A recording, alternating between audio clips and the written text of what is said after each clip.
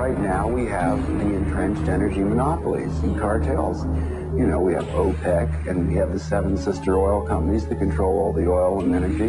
But what people have to understand is that the people who run the energy business in this world, which is the biggest business on the planet, turning over $4 to $5 trillion a year, it's bigger than guns and drugs, it's bigger than defense. They control the newspapers, they control the governments. But these companies are so big that they regulate the government, which regulates them. It's not free. Nothing is free.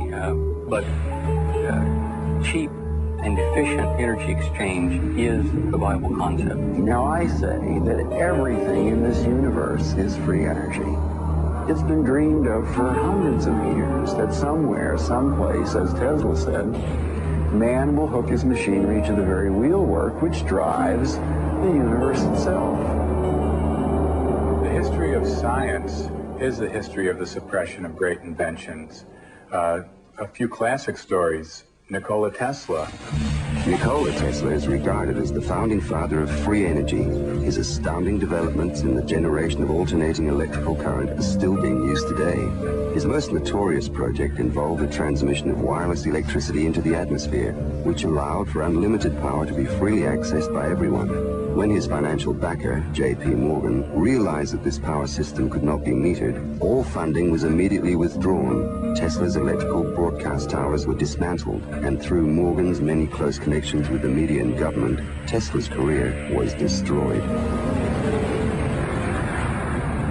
In 1977, Bruce De Palma unveiled the first prototype of the N machine, an electrical generator which uses rotating magnets to generate up to 5 times more power than it takes to drive it. I know about the fact that the Japanese government and the Indian government have ongoing projects to produce N machines for domestic power.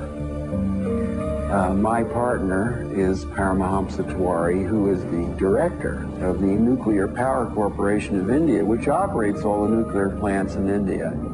In late 70s, I learned from Bruce De Palma that he had carried out certain crucial experiments by rotating electromagnets. Tiwari tested a prototype based on De Palma's N machine under laboratory conditions. The results were deemed too impressive, causing disbelief and suspicion among conservative government officials and the power consortiums that backed the project. Tiwari was forced to abandon the project completely. It's a major breakthrough that will no doubt make motorists happy. And as Ralph Robinson explains, the Pentagon is also showing lots of interest in this project. U.S. inventor Stan Myers released his water-powered car engine in 1988. The Pentagon flew a lieutenant colonel in last week to look at Myers' invention. There's talk of possibly using it in the Star Wars defense program and to run Army things. Myers found it virtually impossible to secure financial backing after certain Pentagon officials paid him a visit. A number of similar inventions were developed and tested all around the world. My best friend was killed over this matter.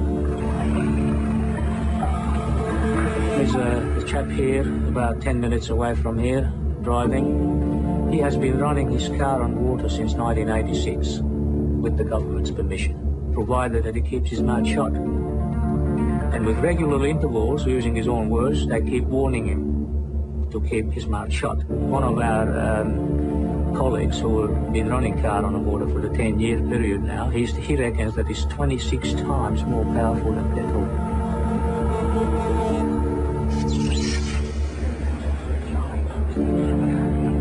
If you invent a better mousetrap, the world may be to pass to your door. If you invent a free energy machine, there'll be a path beat to your door, but you don't want those people there. One of the pivotal people that I encountered early in my career was Edgar Mitchell, the astronaut. Edgar J. Mitchell, an Apollo mission astronaut, founded the Noetics Institute in Southern California. The Institute's charter was supposedly to develop alternative energy systems by attracting inventors from all over the country. Mitchell became extremely interested in De Palma's N machine. He made De Palma a paltry offer to buy out the invention, which De Palma naturally refused.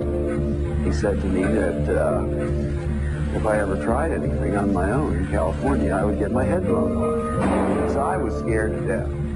The CIA operates through various very innocent-looking fronts to find out what people are thinking and what they're inventing. Now, what's more innocent than the Denying Institute founded on transcendental principles to help New Age inventors bring free energy into the world? And that situation still exists in the United States today, where a person that really understands what's going on just can't get their idea out because the alternative science and medical fields have been co-opted by the intelligence services. And he converted this little engine to run on water. This is many, many years ago. And he used it for several years. And somehow the news got out, and one day he got visitors, and he was told to dump the engine or else. 3 weeks later, the man was dead. And the coroner's finding was that he fell off the back of a train. He was drunk. Now, it happened that he didn't drink. Even Dr. Townsend T. Brown, the electrogravitic research scientist, has on his 16-millimeter film of his lab tests, which we've got here, he has guys with the black suits and black hats come into the place. You can see where the legends come from. I mean, these guys come in and they look like, you know, Bad Bart the Black Man. I mean, it's classic, and these things do happen. There is no progressive science in a world where every scientific idea is evaluated for its military potential. Power, or energy, control of energy equals power in the new world order that is emerging.